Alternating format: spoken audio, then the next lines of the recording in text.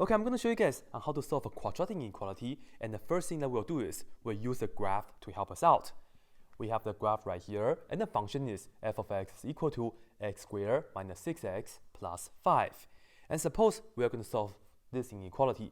F of x is greater than 0, and because we know f of x is this, therefore it's the same thing as asking you x squared minus 6x plus 5 is greater than 0.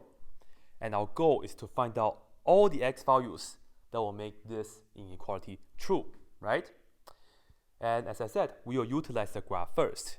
And when we have the graph, pay attention to the inequality. We have a greater than situation. This means we are going to be looking for the portion that's being above. Above what? Above the y value being 0. As you can see, these are the y values. 0 is right here. And I want to have the portion of the graph that's being above of this line right here. And you see we have this portion here and that portion here, isn't it? And let me color these two portions for you guys in blue. So this part of the graph, it's being above 0. And let's write down the answer for this. And we're looking for the x values. This right here is 1 for the x value, but we're looking for 1 and anything toward the left, right? So you see we have the 1 with the 0, negative numbers, and so on, so on, so on. So the first part of the answer will be x is going to be less than 1. Right? 1 and less, 1 and less. Where else though? We have the second one right here from 5, and you see the graph is being above as well. And the x values are going from 5 and bigger. 5 and toward the right. So this is the first part, x was less than 1, right? Or the second part is x is greater than 5. Originally, we just have a greater than, there was no equal sign, so we don't have the equal signs right here and right here neither. And hopefully you guys will be convinced that this right here is the correct answer because we have the less than part, right? The x is less than 1, and we have the x is greater than 5. Two portions, two pieces. And we're done. No problem with this. However, what if by doing some algebra work without the graph? Can I do that? Well, let me show you what can we do. So now, right here, I'm just going to demonstrate how we can do this inequality without using the graph. Suppose I want to solve from scratch that x squared minus 6x plus 5 is greater than 0. I'm going to demonstrate what is wrong, and don't do it this way, and you will see why it is wrong, okay? So I'm going to just show you guys this right here. It's going to be the wrong way to do it. Don't ever do this. Let me write that down again. When you have x squared minus 6x plus 5 is greater than 0, yes, we can factor this out, and yes, we can get x minus 1 times x minus 5. That's the factoring for this, and this is greater than 0, isn't it? And you see that we have the 0 on the right-hand side, but don't get too excited and just put down, hey, let me put this down, x minus 1, and write that down, greater than 0, and let me write this down. Or x minus 5, and put that down, greater than 0. And I'm just going to add 1 on both sides, so it seems that we have x is greater than 1. And let me add 5 on both sides, and it seems that we have x is greater than 5. It seems that this is okay, but look at this, look at that. What's the difference?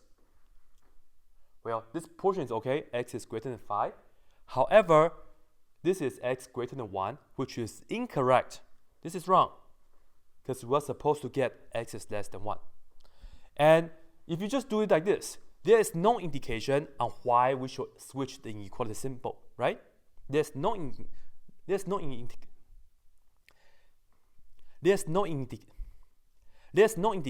on why we should switch the inequality symbol. So seriously, don't ever do it like this.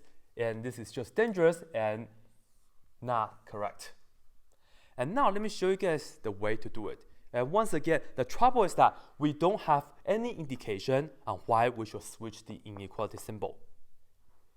You can use the graph, or you can do it this way. So pay attention to this. First of all, make sure that the right hand side is equal to 0, which it is. That's good. And I'm going to factor this out as well. And we know it's going to be x minus 1 times x minus 5. And let me write that down as well. It's greater than 0.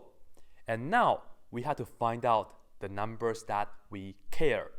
And let me write down the word care, because when I write down the word care, you know you have to care about these two numbers. And let me tell you guys this. We care about two numbers, and those numbers are 1 and 5. How do we know? Well, you can do it this way. The first number that we care is, you write this down, right? X minus 1. So this is, we care about how we can get x minus 1 to be 0. And I can add 1 on both sides.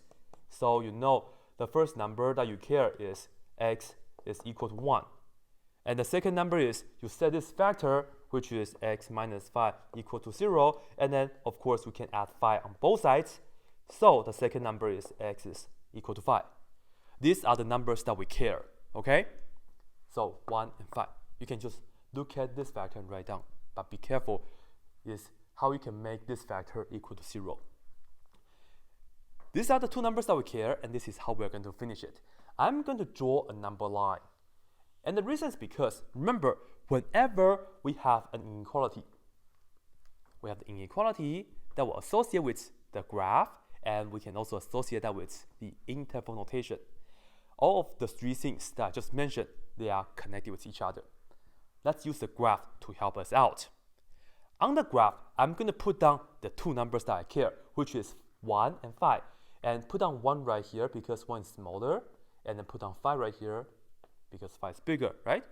So be sure you label them on the number line correctly as well. And let's refer back to the original inequality. This is just a greater than symbol. There's no equal sign, right? For the two numbers that I care, because there's no equal sign, even though I care about them, but I don't want to have them.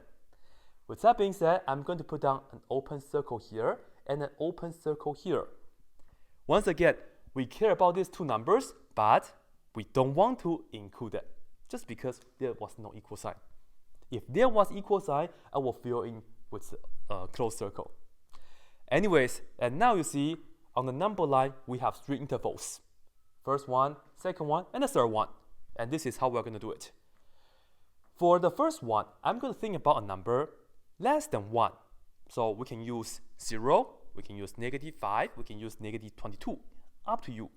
But I'm just going to use 0, and this is going to be the test value. And what we're going to do is, I'm going to plug in 0 back to the factored form. It's easier. You can also plug in 0 into the original. Up to you, seriously. But I want to plug in 0 into the factored form, and then work it out to see if we end up with a true statement or not.